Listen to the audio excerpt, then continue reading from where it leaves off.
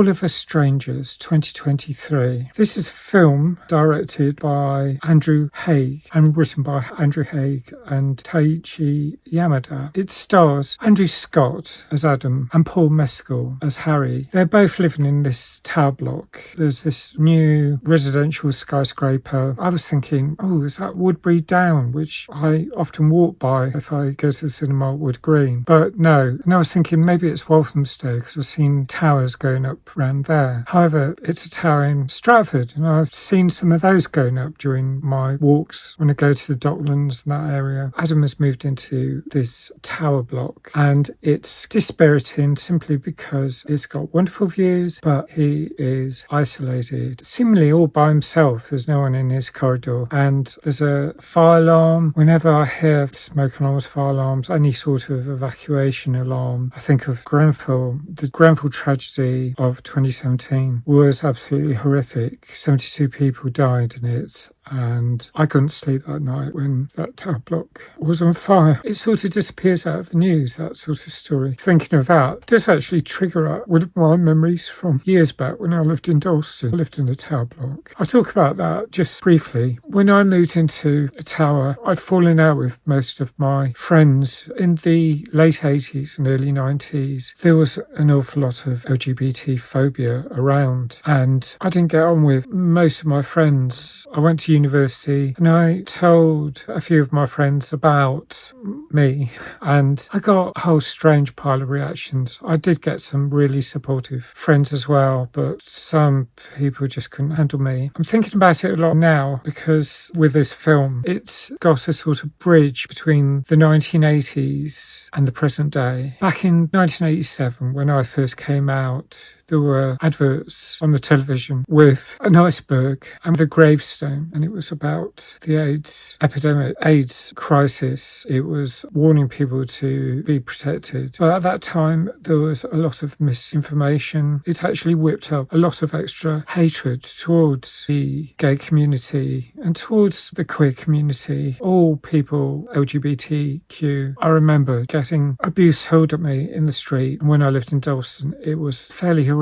living in Holly Street, a tower block, because a lot of the people were anti-queer. They didn't understand it. There were fairly frequent fires in that tower block, and that really scared me because I didn't know what to do. I didn't know whether I was meant to evacuate. There was one day when I heard such commotion from a flat below me. I was several floors up, but I looked down and could see a fire directly below me, and I could see people in the street gathered round looking up, and I was wondering, am I supposed to get out? And so when it came to 2017 and the Grenfell fire, it was easy to put myself in the position of those people.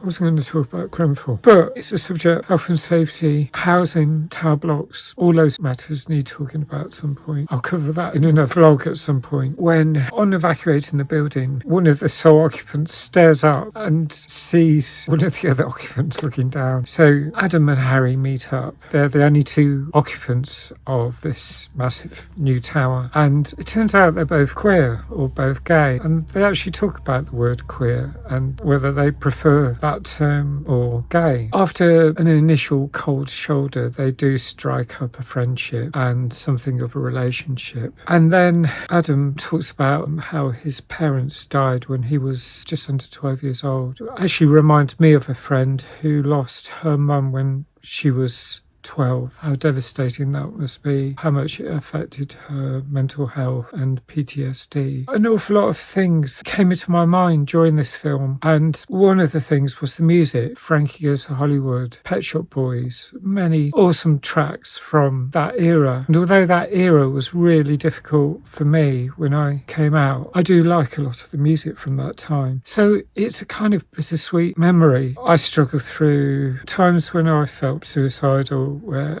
I just wanted to escape from everything. I finally managed to get the support I needed. After losing a lot of my old friends, I started afresh with many new friends, and they were wonderful. It's like being a phoenix when you come out in a hostile environment. You have to rebuild your life from scratch. There's this angle of the story where Adam is a writer. He wants to recreate the story of his mum and dad, and it becomes almost unclear whether they are still alive or not. He's talking as an adult with his mum and dad and dealing with their regrets about not helping him when he was crying himself to sleep in his bedroom. And his mum reacts in a mildly hostile way. It is very mildly hostile, the way she reacts to him revealing that he's gay. There's also some tragic elements to Harry's life as the story plays out. It was so evocative. It brought up so many memories and feelings from that time in my life. Like a touchstone, it felt like I was going back to the late 80s and early 90s. In some ways, going back to even earlier in my life, during the late 70s, when I first discovered how much hostility there was to being gay or queer. And I found out quite early on. I mean, in my school, the kids would say, "Are you hexasexual?"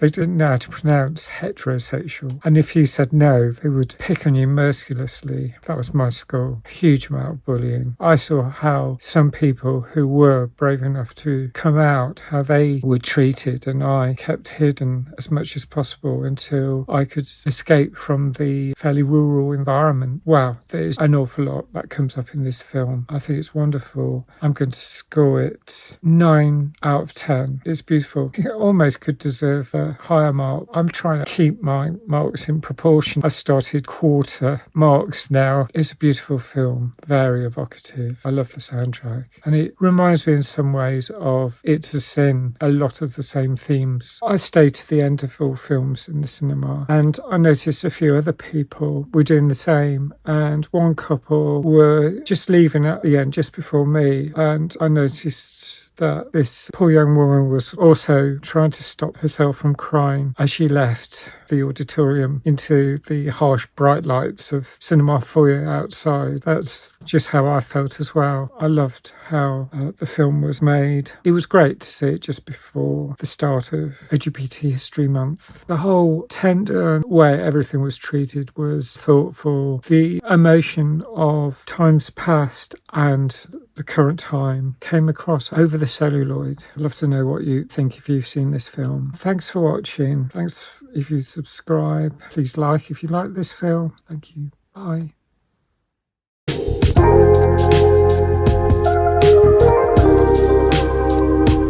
Happy LGBT History Month in the UK. It's worth checking out what Collide Press put out on LGBT history and on all campaigns to do with LGBTQIA matters.